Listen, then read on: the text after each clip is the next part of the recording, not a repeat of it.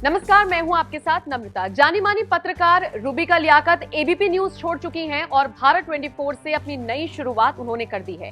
औपचारिक तौर पर इसका ऐलान भी कर दिया गया है और तब से लेकर अब तक सोशल मीडिया पर ट्रेंड कर रही हैं रूबिका लियाकत और उनके चाहने वाले जल्द से जल्द उनको ऑन एयर देखने की इच्छा जाहिर कर रही हैं। इसी कड़ी में बहुत सारे ऐसे कमेंट्स हैं जिनका जवाब ट्विटर पर रूबिका लियाकत देती हुई नजर आई। लेकिन इन सबके बीच ट्विटर पर एक ऐसा ट्वीट वायरल हुआ जिसने सबका ध्यान अपनी तरफ खींचा। ये ट्वीट हुआ है आप स्विट्जरलैंड मिशन 2026 इस नाम के ट्विटर हैंडल से। हालांकि अगर आप सोच रहे हैं कि आम आदमी पार्टी के किसी नेता ने इस तरह का ट्वीट किया है तो आप गलत हैं। ये सिर्फ एक ऐसा अकाउंट है जिसका नाम ये रखा गया है, वैसे कोई नॉर्मल यूजर ही है। एक बार फिर से सुन लीजिए, नाम है आप यानी AAP, स्विट्जरलैंड ब्रैकेट में लिखा है मिशन 2026।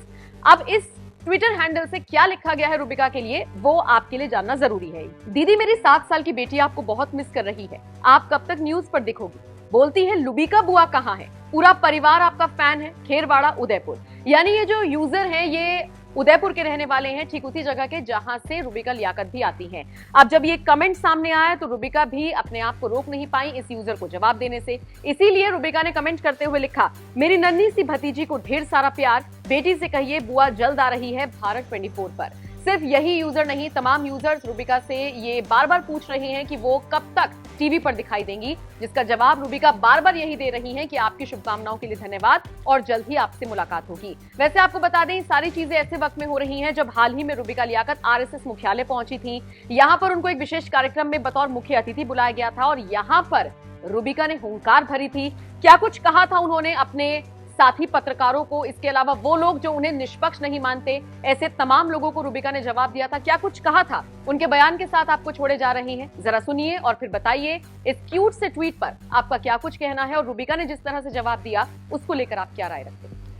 हाँ, हमें करप्शन उजागर करना है, देश की नीतियों पर, तमाम तरीके की राजनीति पर, हर तरीके की कवरेज करनी है। क्राइम भी हो रहा है, महिलाओं के उत्थान की बात करनी है, समाज के कल्याण की बात करनी है। तो ये कटोरे में दूध है। लेकिन क्या इस बीच मैं इस धरा के कल्याण को भूल जाऊंगी? वो भी मुझे ध्यान रखना है। और एक पत्रकारिता का उसूल हमें सिखाया गया था, सत्यम शिवम सुंदरम। लेकिन सत्य हमेशा सुंदर हो ये ज़रूरी नहीं है। और जिस दिन मेरे पत्रकार बंधुओं ने ये समझ लिया, ये जान लिया कि सत्य कड़वा होता है और उसे पीना भी सीखो और उसे पिलाना भी सीखो। कई बार ये दुखी कर सकता है, लेकिन अगर सत्य को अपनाएंगे नहीं तो फिर आगे बढ़ नहीं पाएंगे। वो कहते हैं या तो आप इस तरफ आ जाती हैं या इस तरफ आ जाती हैं, कोई ग्रे एरिया भी छोड़ दीजिए। लेकिन जब आप धरा की बात करते हैं तो वहाँ कोई ग्रे एरिया छूटता नहीं है, फिर तो सच होता है या झूठ होता है। और हर बार आज के दौर में मैं ये महसूस करती हूँ, क्योंकि आप सभी लोग सोशल मीडिया पर होंगे, आप कुछ लिख दीजिए, आपके ऊपर बौछार होने लगती है। प्यार कम होता है, नफरत की बौछार ज़्यादा होती है। तो क्या वो आपको कुछ कहने से रोक देगा? ये आपको तय करना है। क्या उन गालियों से आप सत्य सामने रखना छोड़ देंगे? ये आपको तय करना है। और मैं हमेशा अक्सर जहां जाती हूं ये कहती हूं कि मैं आइसक्रीम नहीं हूं कि जिसे देखकर, जिसे सुनकर हर कोई खुश हो जाए। मैं एक पत्रकार हूं और पत्रकारिता में 2 पक्ष ही होते हैं।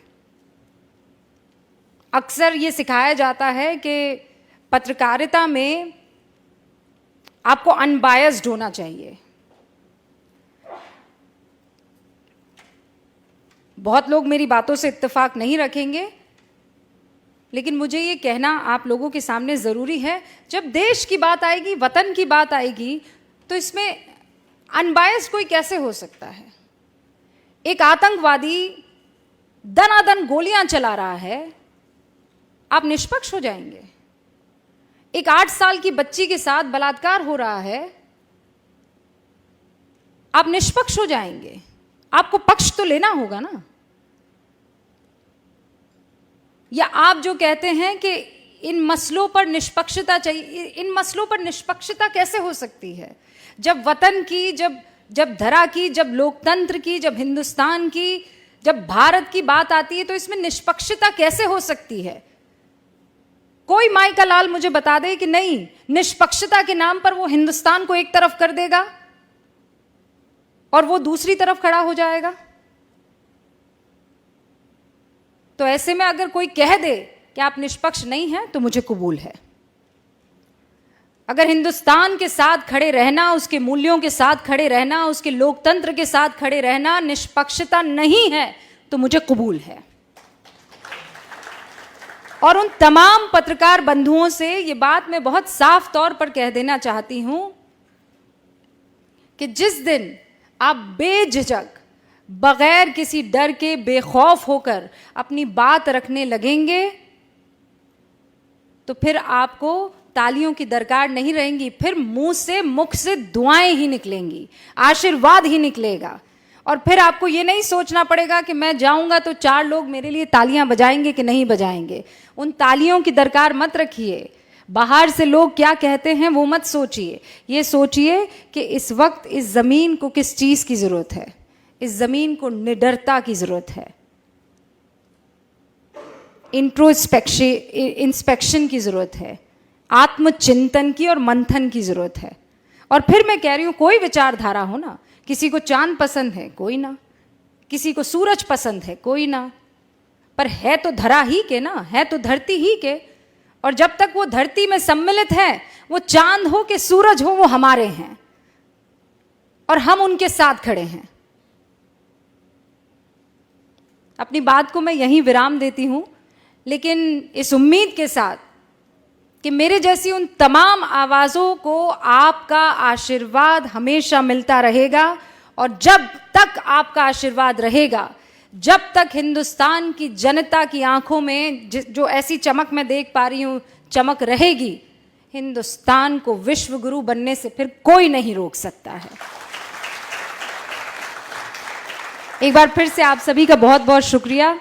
और मुझे बहुत खुशी हुई आप सबके बीच में आकर अपनी बात रखने की। ऐसा लग रहा था जैसे मैं नहीं, दो मन आपस में बात कर रहे हो, दिल से दिल तक एक बात पहुंची हो। बहुत बहुत शुक्रिया आप सभी का।